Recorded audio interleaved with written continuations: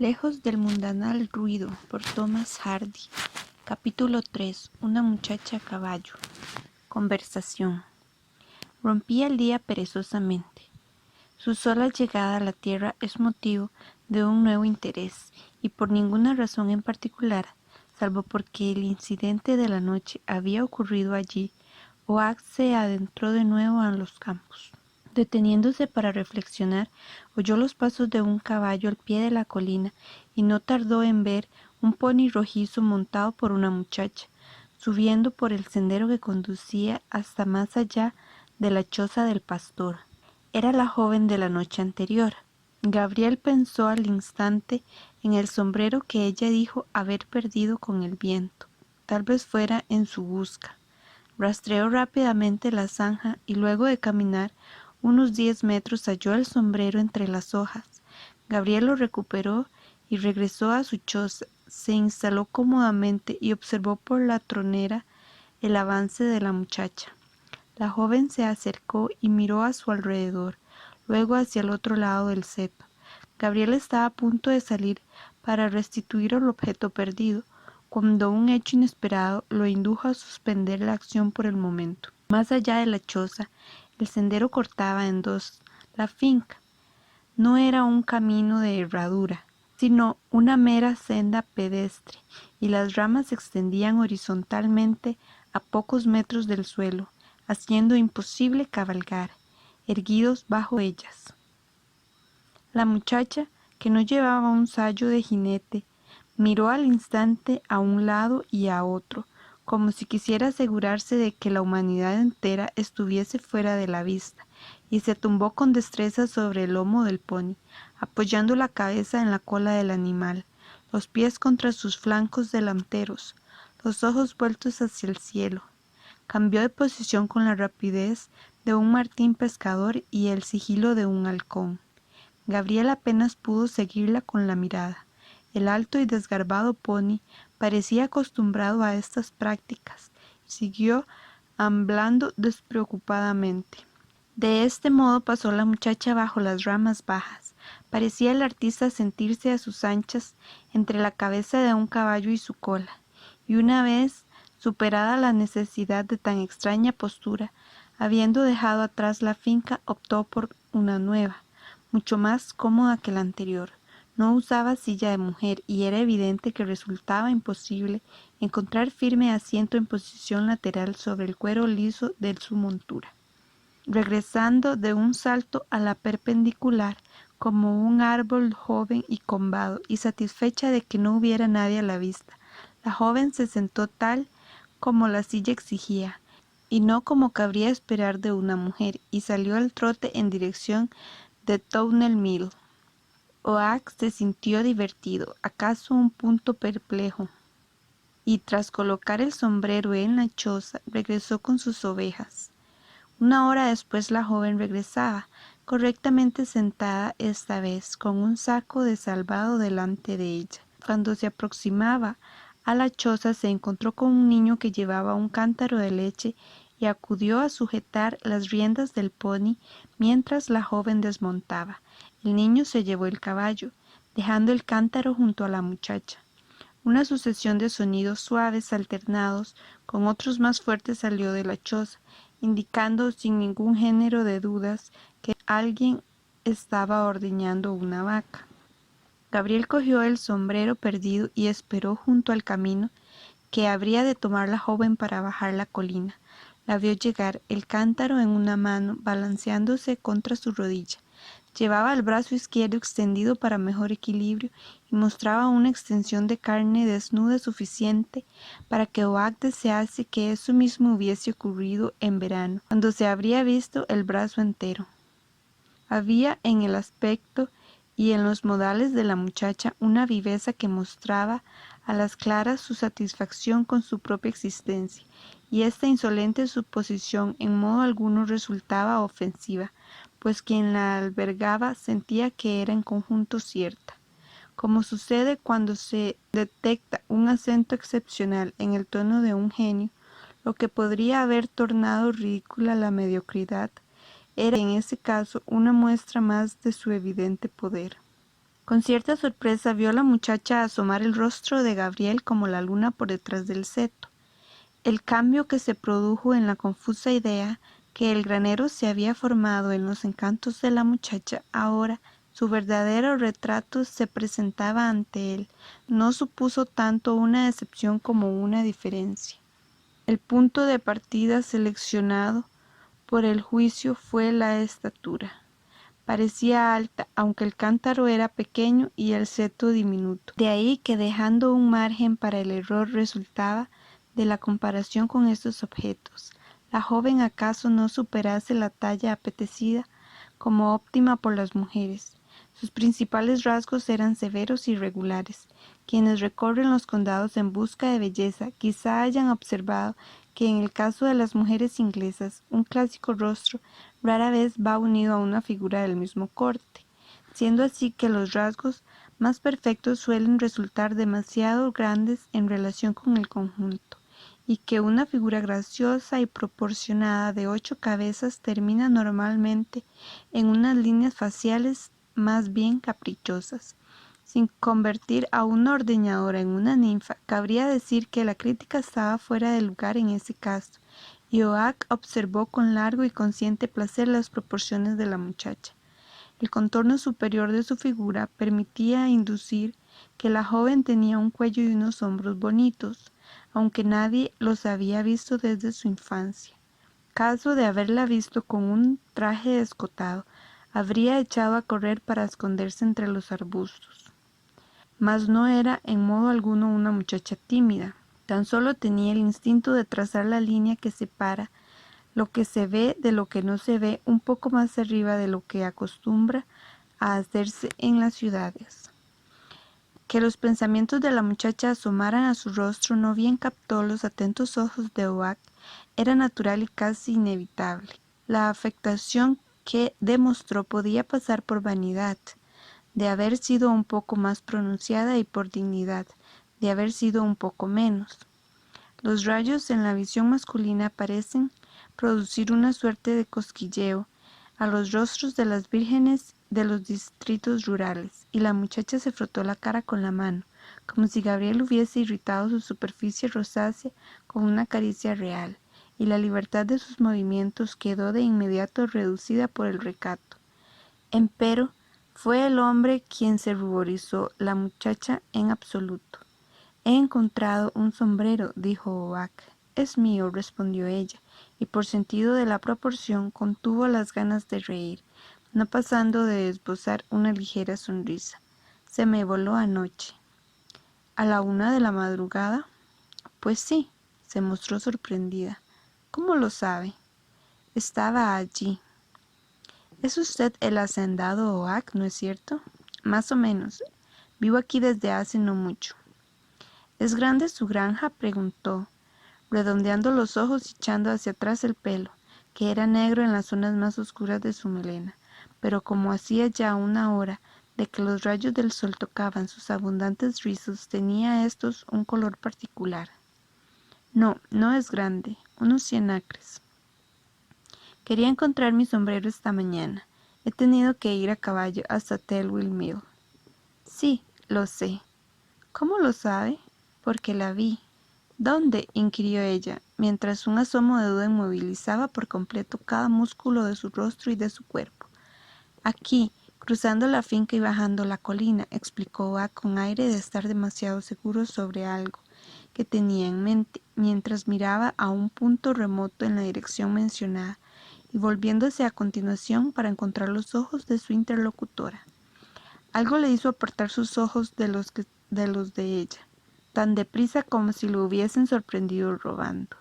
El recuerdo de las extravagancias que se había permitido al pasar entre los árboles dio paso a la muchacha a una punzante palpitación, y acto seguido a un rubor intenso. Ya era hora de ver sonrojarse a una mujer que por lo general no se sonrojaba. Su tez cobró por entero un profundo tono rosado.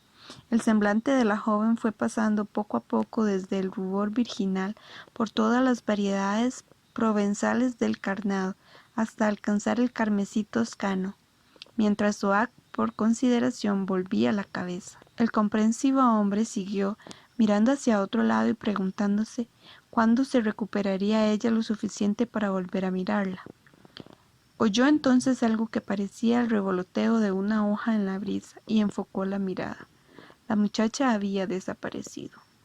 Con un aire entre lo trágico y lo cómico, Gabriel volvió al trabajo.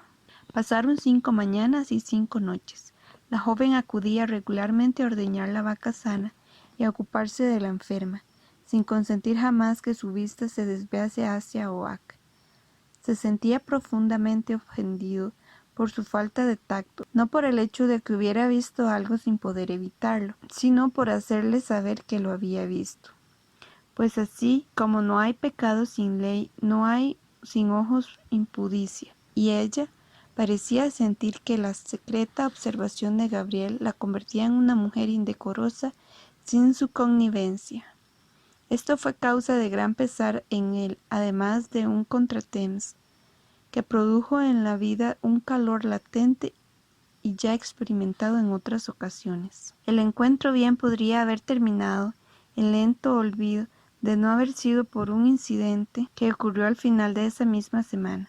Una tarde empezó a helar y la escarcha arreció con la noche, que cayó como una furtiva tensión de cuerdas. Era esa hora en la que las casas de campo la respiración de los que duermen se congelan entre las sábanas, la hora en la que en torno al fuego de la sala de estar de una mansión de gruesos muros, las espaldas de quienes están sentados se quedan frías, aunque sus rostros resplandezcan. Más de un pajarillo se había acostado sin cenar esa noche entre las ramas desnudas. A medida que se acercaba la hora del ordeño, Oak acudió como de costumbre a vigilar el establo de las vacas. Finalmente sintió frío y tras proporcionar a las ovejas preñadas un lecho más abrigado de lo habitual, entró a su choza y avivó el fuego con combustible. El viento se colaba por debajo de la puerta y para impedirlo, Oak colocó un saco y movió el catre un poco más hacia el sur, pero el viento entró entonces por una de las ventanas situadas a ambos lados de la choza. Oak sabía desde siempre que cuando el fuego estaba encendido y la puerta cerrada, era preciso mantener abierto uno de los dos orificios, siendo el elegido aquel que se encontraba más alejado del viento. Tras cerrar la tronera de lado, donde soplaba el viento, se volvió para abrir la contraria, pero pensándolo mejor, Oak consideró que primero se sentaría y esperaría un par de minutos hasta que la choza se hubiese calentado un poco. Tomó asiento, empezó a darle la cabeza inusitadamente y achacándolo al cansancio por el descanso interrumpido de las noches precedentes, decidió levantarse, abrir la tronera y echarse a dormir, pero se quedó dormido antes de realizar los preliminares necesarios. Nunca supo Gabriel cuánto tiempo permaneció inconsciente. Cuando volvió en sí resultó que estaba ocurriendo una serie de hechos curiosos. El perro ladraba, Gabriel tenía un terrible dolor de cabeza y alguien se estaba ocupando de él. Unas manos aflojaban su bufanda. Al abrir los ojos reparó en que la tarde se había hundido en la noche, extraña e inesperadamente. La joven de los labios tan bonitos y los dientes tan blancos estaba sentada junto a él. Más asombrosamente aún, increíblemente la cabeza de Gabriel reposaba en el regazo de la muchacha, con una desagradable sensación de humedad en el rostro y el cuello, mientras los dedos de ella le desabrochaban el cuello de la camisa. —¿Qué está pasando? —preguntó Gabriel con expresión ausente. Ella parecía vagamente entretenida sin llegar a estar contenta. —Por el momento nada, puesto que aún no ha muerto. Es un milagro que no se haya asfixiado en esta choza. —Ah, la choza —musitó Gabriel. He pagado 10 libras por esta choza, pero la venderé y me sentaré bajo un techo de paja como se hacía antiguamente, y dormiré sobre un montón de heno. Y otro día estuvo a punto de jugarme la misma pasada, concluyó enfatizando sus palabras con un puñetazo en el suelo. —No ha sido exactamente culpa de la choza —observó ella en un tono que revelaba su diferencia respecto a las demás mujeres, la de concluir un pensamiento antes de disponer a transmitirlo. En mi opinión, debería haber tenido usted más cuidado y no cometer la tontería de dejar las ventanas cerradas. —Sí, supongo que sí —respondió Oak en tono distraído. Se esforzaba por retener y apreciar la sensación de estar con ella, la cabeza sobre su vestido, antes de que la situación cayera en un montón de hechos pasados.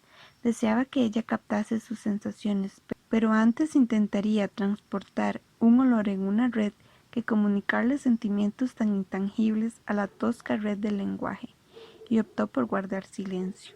Ella lo ayudó a sentarse, y Oa comenzó a frotarse la cara y a sacudirse, como un Sansón. «¿Cómo puedo darle las gracias?», dijo finalmente agradecido, cuando su rostro se había recuperado parte de su tono natural oxidado. «No se preocupe por eso», respondió ella, sonriendo y manteniendo la sonrisa hasta que Oak hiciera otro comentario, fuese lo que fuese. «¿Cómo me encontró?» Oía a su perro ladrar y arañar la puerta de la choza cuando venía a ordeñar. Por fortuna, el ordeño de Daisy está a punto de terminar por esta temporada, y dentro de 1 o 2 semanas ya no tendré que volver por aquí. El perro me vio, se abalanzó sobre mí y me agarró de la falda. Me acerqué para echar un vistazo a la cabaña y lo primero que vi es que las ventanas estaban cerradas. Mi tío tiene una choza como esta y le he oído decir a sus pastores que no se duerman sin dejar una ventana abierta. Abrí la puerta y me encontré con usted como muerto. Le tiré la leche por encima porque no tenía agua. No caí en la cuenta de que sería inútil, pues la leche estaba caliente. Me pregunto si podría haber muerto, dijo Bach en voz baja, más para sus adentros que para la muchacha. Nada de eso, replicó ella. Parecía preferir una probabilidad menos trágica. Haber salvado a un hombre de la muerte requería una conversación acorde con la magnitud de la hazaña, y rechazó la idea. Creo que me ha salvado usted la vida, señorita. No conozco su nombre. Conozco el de su tía, pero no el suyo. Preferiría no decirlo, de momento. Por otro lado, no hay razón para hacerlo, pues no creo que vaya a tener mucho trato conmigo. Me gustaría saberlo de todos modos. Pregúntele a mi tía, ella se lo dirá. Mi nombre es Gabriel Oak. El mío no, parece usted orgulloso del suyo, puesto que lo dice con tanta decisión. Gabriel Oak. Ya lo ve, es el único que tendré en la vida, y debo sacarle el mayor provecho. A mí siempre me ha parecido que mi nombre suena extraño y desagradable. Creo que no tardará en cambiar. Hay que ver cuántas opiniones tiene usted sobre los demás, Gabriel Oak. Bueno, señorita, disculpe el atrevimiento. Pensé que le agradaría. Sé que no puedo igualarla a la hora de expresar mis sentimientos con palabras. Nunca he sido muy listo, pero le estoy muy agradecido. Deme la mano. Ella vaciló, ligeramente desconcertada por el modo serio y anticuado con que Oak ponía fin a una conversación que había transcurrido con tanta naturalidad. «Muy bien», dijo, y le ofreció la mano, apretando los labios con impasibilidad y recato.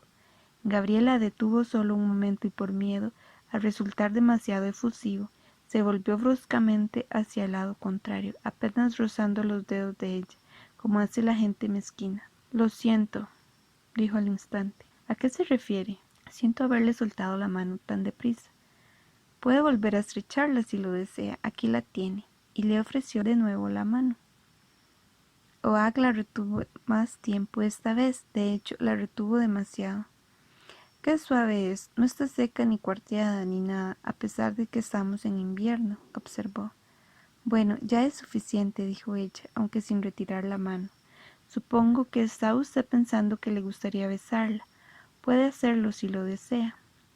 «No estaba pensando nada por el estilo», dijo Gabriel con naturalidad, «pero lo haré». «No lo hará», dijo ella, retirando la mano bruscamente. Gabriel volvió a sentirse culpable por su falta de tacto. «Ahora averigüe cómo me llamo», le desafió con sorna, y se marchó. Fin del capítulo 3.